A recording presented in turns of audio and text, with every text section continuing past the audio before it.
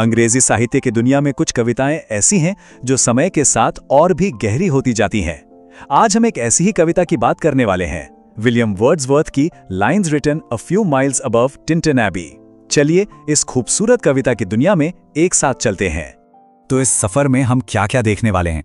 सबसे पहले हम कविता से परिचय करेंगे, फिर हम उस जगह और माहौल को समझेंगे जहां ये लिखी गई।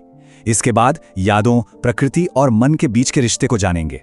फिर देखेंगे कि कवि का विकास कैसे हुआ और आखिर में इसके सबसे जरूरी थीम्स और कॉन्सेप्ट्स पर बात करेंगे। तो चलिए शुरू करते हैं पहले सेक्शन से। जानते हैं कि ये कविता आखिर बनी कैसे, इसकी कहानी क्या है। जरा इस कविता का पूरा टाइटल देखिए। ये सिर्फ एक टाइटल नहीं है, ये तो एक पूरी कहानी है। ये हमें ठीक उसी जगह और उसी दिन पर ले जाता है, 13 जुलाई 1798, वाई नदी के किनारे। ऐसा लगता है जैसे हम वहीं मौजूद हों। यह कविता उनके बहुत ही मशहूर कलेक्शन लिरिकल बैलेड्स की आखिरी कविता थी। पर सबसे कमाल की बात जानते हैं क्या है? वर्ड्सवर्थ ने इसे कहीं लिखा नहीं था। उन्होंने अपनी एक वॉकिंग टूर के दौरान पूरी की पूरी कविता अपने मन में ही बना ली थी और कागज पर तब उतारा जब वो पूरी तरह से तैयार हो चुकी थी। कमाल है ना? ठीक है, अब आते हैं सीन पर, मतलब उस जगह पर जहां ये कविता सेट है। इसे समझने के लिए हमें दो अलग अलग विजिट्स की कहानी को जानना होगा। देखिए, यहाँ दो तस्वीरों की तरह है। पहली विजिट जो उन्होंने 1793 में की थी वो उथल पुथल और डर से भरी थी।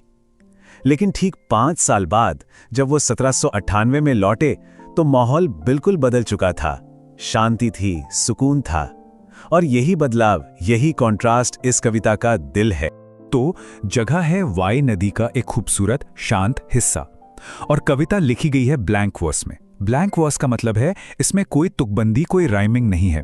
ऐसा इसलिए किया गया ताकि ये एक असल बातचीत जैसी लगे, जैसे वर्ड्सवर्थ असल में अपनी बहन डोरथी से बात कर रहे हों। तो अब जब हमें कॉन्टेक्स्ट पता चल गया है तो चलिए अब कविता के अंदर चलते हैं। एक एक स्टैंजा को देखते हैं और समझते हैं कि वर्ड्सवर्थ कहना क्या चाहते हैं। कविता शुरू होती है समय के एहसास के साथ। 5 years have passed। 5 साल।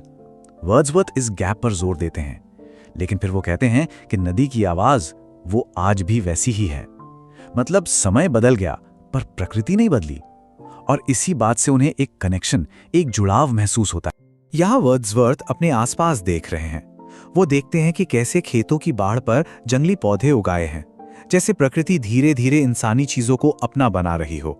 और फिर उन्हें दूर किसी झोपड़ी की चिमनी से धुआं उठता दिखता है और वो सोचने लगते हैं कि वहां कौन रहता होगा, उसकी कहानी क्या होगी। और यहाँ एक बहुत ही जरूरी बात सामने आती है।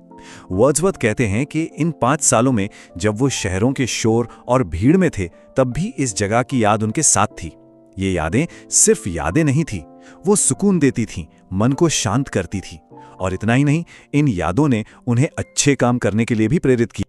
और फिर ये सुकून एक और गहरे लेवल पर चला जाता है, एक ब्लेस्ड मूड जैसा, जहां दुनिया की सारी टेंशन, सारा बोझ हल्का हो जाता है।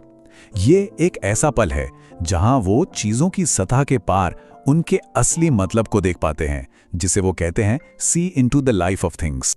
अब वर्ड्सवर्थ सीधे नदी से बात करते हैं, उसे एक वॉन्डरर या घुमक्कड़ कहते हैं। और इसी पल में उन्हें एहसास होता है कि जो वो भी महसूस कर रहे हैं, ये अनुभव, ये भविष्य के लिए एक याद बन रहा है। ये आने वाले मुश्किल दिनों के लिए जीवन और भोजन की तरह काम करेगा। तो अब तक हमने देखा कि प्रकृति और यादें कैसे काम करती हैं। अब कविता का फोकस शिफ्ट होता है खुद वर्ड्सवर्थ पर। वो कैसे बदले हैं, उनकी सोच कैसे बदली है। यहां वर्ड्सवर्थ अपनी जिंदगी के 3 पड़ावों की बात करते हैं।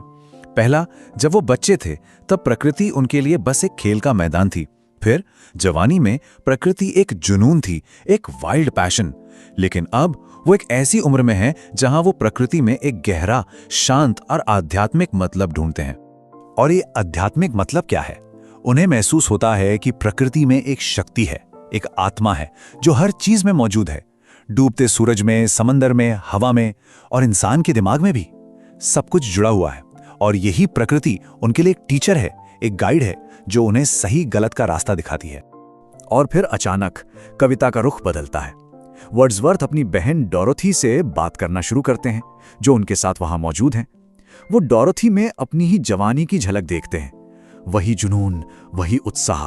और वो उसके लिए एक दुआ करते हैं कि प्रकृति हमेशा उसे सहारा दे, उसे ताकत। यहाँ वर्ड्सवर्थ एक बहुत ही खूबसूरत मेटाफर इस्तेमाल करते हैं।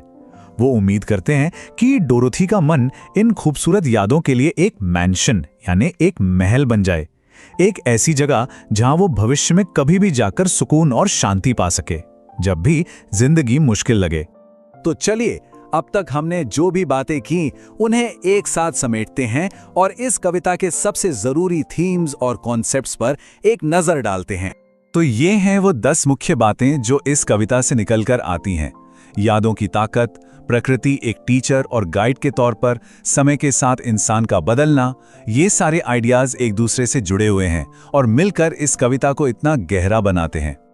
और आखिर में ये कुछ जरूरी शब्द हैं जिन्हें समझना जरूरी है, जैसे पैंथियज्म यानी प्रकृति में ईश्वर को देखना, कन्वर्सेशनल पोयम यानी बातचीत के अंदाज में लिखी गई कविता, और ब्लैंक वर्स जिसके बारे में हमने पहले भी बात की थी। ये टर्म्स इस कविता को और बेहतर ढंग से समझने में हमारी मदद करते हैं। वर्ड्सवर्थ की ये काबिलियत कि वो एक साधारण से नज़ारे में इतने गहरे मतलब ढूंढ लेते हैं और यादों, प्रकृति और इंसानियत के बीच का कनेक्शन देख पाते हैं, यही बात टिंटन एबी को एक टाइमलेस मास्टरपीस बनाती है। ये कविता हमें भी सोचने पे मजबूर करती है कि हमारे अपने जीवन में वो शांत जगह कौन सी हैं जो हमारे आज, कल और आने वाले कल को आकार देती हैं।